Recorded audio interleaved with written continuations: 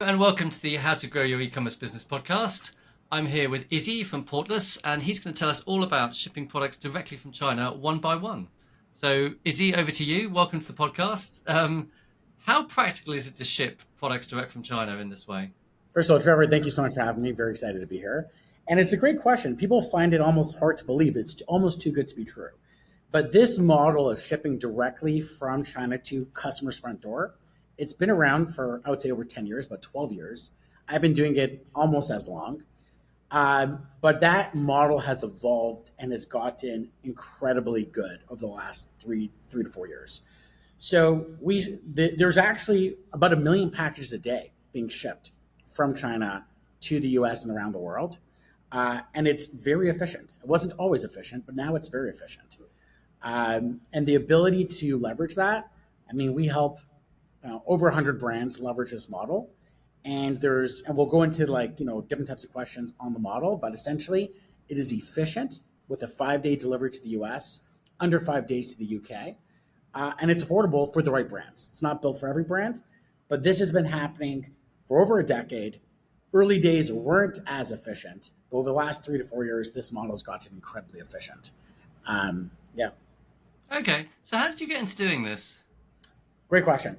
So I actually started my career as a brand. I ran a consumer business for over 10 years. We were selling kitchen and home decor, but always in this model from China to the US. Sorry, not always, for 8 years.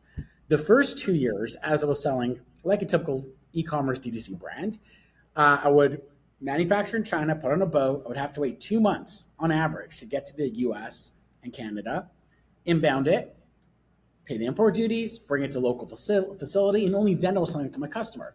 So I was doing a ton of sales, but I never had money because money was either in inventory, money was being sold, and the moment I did have money and I was having great sales, I have to go back into production. Money went out again with a little profit for operating, but it was always very, very tight. We ran the business for a few years. And then 2 years into the business, I got very lucky. I met some of my earliest advisors and investors were actually ex-Alibaba executives, including people from the finance team and operations team. And they really showed me this evolving space of what we call direct shipping, direct logistics. And when I transferred and pivoted my consumer business to this model, there was no limiting factor to growth because we were able to manufacture, sell, and then reinvest with very light inventory and much stronger cash flow 10x better. So we grew that business 100% year over year for 8 years in a row, millions and millions of orders that we shipped out, and we were able to do it very capitally efficient. Mm-hmm. Then if you're at DTC long enough, you know about May of 2021, which is Apple privacy update, which affected marketing. So we slowed down the consumer business. But we built all this infrastructure and expertise in the logistics side of the business. And other brands that our investors knew wanted to leverage that model.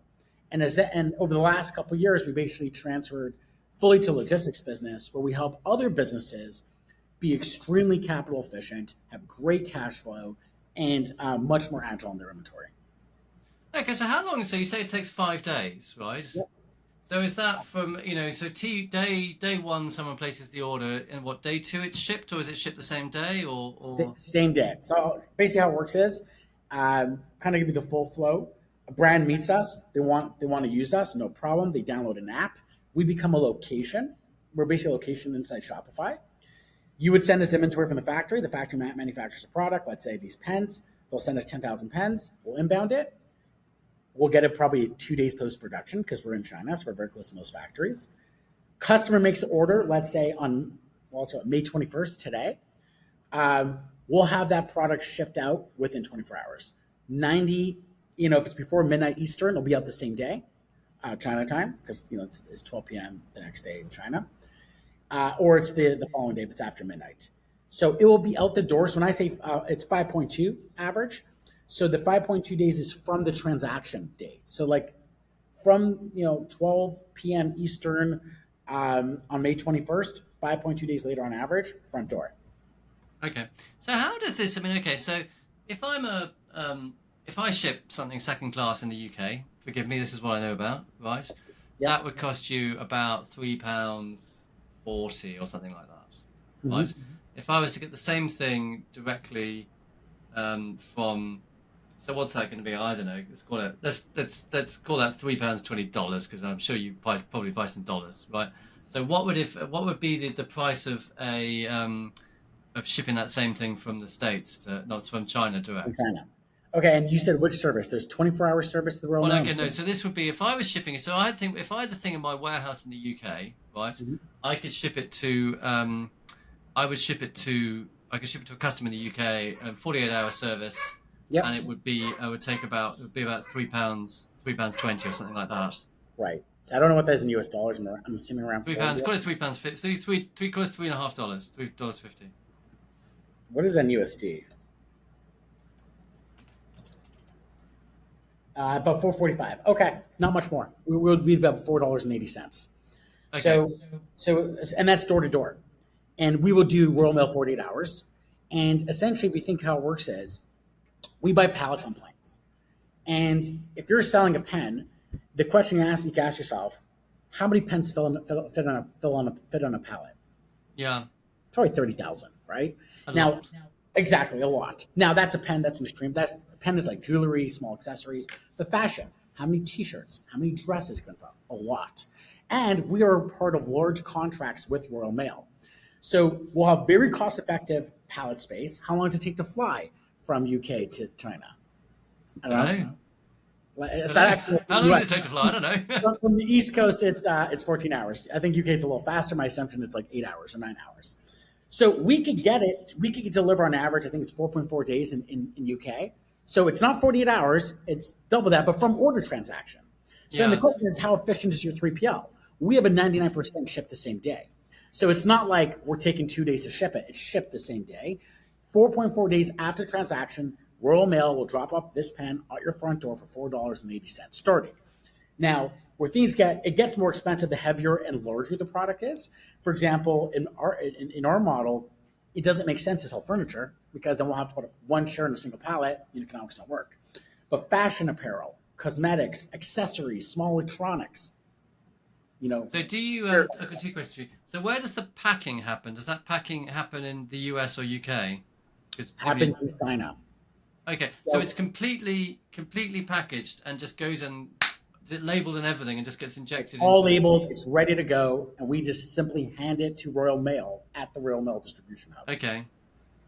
So, that makes sense. Well, I just wanted because obviously you could fit a lot more unpackaged pens in a pallet than you could package. Right, but then there's delay. We don't want we're looking to deliver as fast as possible. So, the 48-hour Royal Mail. You have to look at your 3PL, probably takes a day or two. We're trying to be as fast like a local 3PL. We actually, in the US market, for example, we have better SLAs than some of the US 3PLs. Because if you think of the US, very, very large, right? So let's say there's 3PLs that would say East Coast and West Coast. What happens if someone orders it, mid-coast, right, in mid-USA? Then it goes on trucks, it gets driven until it gets there, gets delivered. It's actually a 5 to 8 day average delivery. What we do is we have one hub of inventory in Shenzhen, and we'll put on different cargo planes. So we do 7 injections. We'll pass over to USPS in LA, Chicago, New York, Texas, Arizona, Miami, Atlanta. So we're skipping, right? We're skipping all the trucking, and we're just passing it near the customer. So that's essentially how we can deliver it faster timelines, and being very efficient on the 3PL side of the business, being very efficient on where you're buying cargo space to the end customer, and then handing it over to the local. So would a client, would a customer, like a brand, would they have a certain amount of stuff in the US that they would then send next day, and then the slower service would go direct from China? So it depends on the brand. A lot of the brands that we service, they have all their orders as 4 to 7 day delivery. Like we crush. That's what you got, yeah. Yeah, but then if in the scenarios of brands do want to express, we say totally bring in, let's say, a fraction of your inventory. You look at the data. We've always seen usually less than 10% of customers order express. So let's say you bring in 15%, so you have buffer. You're reducing your inventory needs because the inventory you send to us, you can restock that within 2 days. So you don't need like a 80-day buffer, right? So you bring less inventory, you have less money in inventory, you don't need so much money in inventory. So you bring in, let's say, 50% inventory locally. That's your express option, which, by the way, you can charge more for express. You can actually make money on it. Versus we're your standard option. We're that standard 47-day. So you have like the overnight option with local inventory if you want that. You look at the data. We'll help you put it on pallets, put it on boats. We'll service you for your needs of your brand. Okay. So it's cost effective. Is it environmentally friendly? I mean, Yes, it's a good question. I don't have hard data to say yes or no, but I'll kind of paint the picture on our end. If you look at apples to apples, like many things in life, it is worse, right? Going on an airplane is worse than going on a boat. But in the model of the boat, the supply chain of the boat, there's so much carbon footprint that simply doesn't need to exist. So first you have the boats, then you have the ports, then you have the trucking from the port to the local facilities, and you have the local facilities. Then you have the truck from East Coast all across the country. So there's just so much, and all the people that have to put effort and energy into that process that simply doesn't need to exist. And if you think about excess inventory, in the fashion world, on average, 30% of inventory goes to landfills. In our model, you can match demand with supply. You don't need it to overproduce because you don't need to project 4 months in advance. You can project 2 weeks in advance. And all of a sudden, supply and demand are closer and much more agile. So there is less wastage, there's less carbon footprint. So yes, apples to apples. If you look at simply getting it looks worse, but then you got to take in the whole picture, all the repercussions. I suppose if you're selling small things as well, the difference is probably just not that great.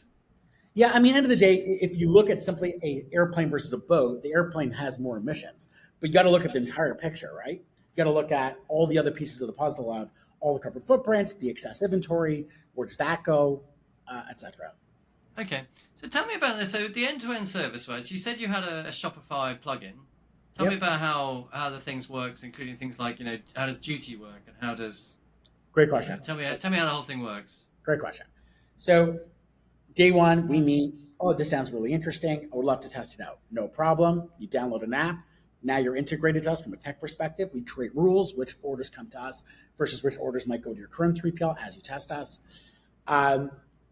Your product is done manufacturing. Simply, instead of putting on a truck to go to a boat, it comes to us in Shenzhen. So the ability to sell your product is no longer months away. It's 2 days post-production. We get it. We inbound it. Inventory gets passed through the app to your store. Now you have inventory to sell. You will sell your product. We will pick and pack it. So we'll take it off the shelf. We'll put it in a poly or in a box, whatever your brand does. We throw on either a USPS, Royal Mail, depending where it's going, the label on it. We sort it, put it on pallets, and put it on planes. Customer 5 days later gets a local USPS driver or a local Royal Mail driver, put down a package at their front door, either had Royal Mail label or in the US USPS label. Consumer, fully local experience. They had no idea that it even came from overseas. Okay. Now, that is from a customer experience, a brand experience. So then you have a good question about import duties. In the US, it's actually import duty free.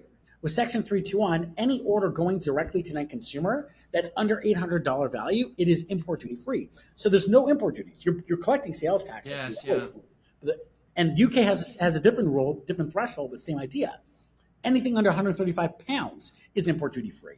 So as long as your transaction was under 135 pounds, you have no import duties, right? You pay VAT in the UK, though, don't you? Oh, you still got to do VAT. You still got to collect your sales tax and file sales tax, but import duty is free.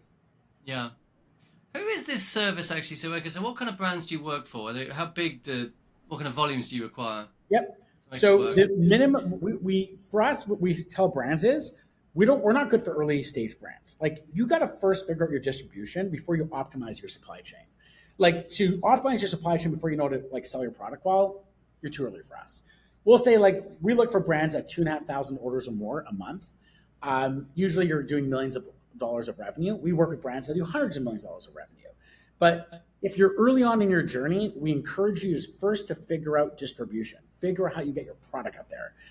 Once you understand marketing well, I think you're in the marketing space, right? I think you got to first learn how to market well, get a good product, sell it. Once you're seeing sale velocity, like, oh, this is working, the pain of cash flow and where it matters, where profits matters as you're scaling the business. In the early days, you just have to know how to sell it. So I would say, to answer your question, 2,500 orders or more is where it makes sense for us. But I'd encourage brands to really think about distribution in the early days if you're less than that. Okay. So what kind of what kind of factories support this service? Or is it that you store the stuff and it doesn't come straight from the factory, it goes from the factory to your warehouse and Great then question. Great question. Nothing changes from a factory perspective. Factories don't need to store it. They'll manufacture. They put it in a truck. The only difference is that truck comes to us. We have a very big facility in China. We'll inbound it. We'll store it. We'll put it on shelves.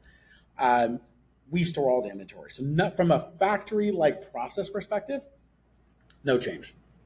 Okay. And I've got a final question for you. Are you worried about the geopolitical situation? How much sleep do you get at night? Do you Who sleep needs to easy? sleep? But no, it's a great question. So the way we look at it is we look from a factual way versus a strategic way. From a factual way is other parts of the China economy is not doing very well right now. Real estate kind of a bust there. The stock market in China is kind of a bust. Exports keeping really the business alive and running. So we don't see any immediate term that they would do anything to risk exports. But we service companies in many countries. So China is our biggest hub. I still think the most efficient and best quality manufacturing is in China. We're also in Vietnam. So Vietnam, we have brands in Vietnam that manufacture in Vietnam. But what we hear from the brands there is that most of the raw materials come from China. And the production still, depending on clothing, Vietnam is very good at. Not all types of clothing, a lot of buckets of clothing. But still, it's hard to beat the China expertise for manufacturing and efficiency. Mm-hmm. So what we say is we don't think China's going anywhere. We think, the world depends on the export of most of consumer goods. But we work from manufacturing hubs. Right now, we're in China, Vietnam. We plan to be in India and other countries around the world. No, it's a bit worrying, isn't it, really? Just think, anything like that would be daft to happen, but who knows, daft things happen all the time. Yeah, exactly. Yeah. Okay, I like to finish with a fluffy question, right? What's inspired you recently? What would you like to tell us about, which we need to learn about? Yeah, so for me, it's I'm a Elon Musk, SpaceX guy. I think if any entrepreneur wants to start a business, it's too hard. We're going to Mars, right? Look at these rockets going up, right? So I think just watching the Starship, which is, by the way, constant failure, but every time there's more optimization, more data. To me, just watching that mission and the vision of, which is so insane, inspires me for my little ecosystem of how do we change supply chain, how do we change logistics and Okay. businesses. But watching that is incredible to me. Okay, excellent. Izzy, great to talk to you. Thanks very much. Absolutely. Thanks so much for having me, Trevor. Appreciate it. Stop that.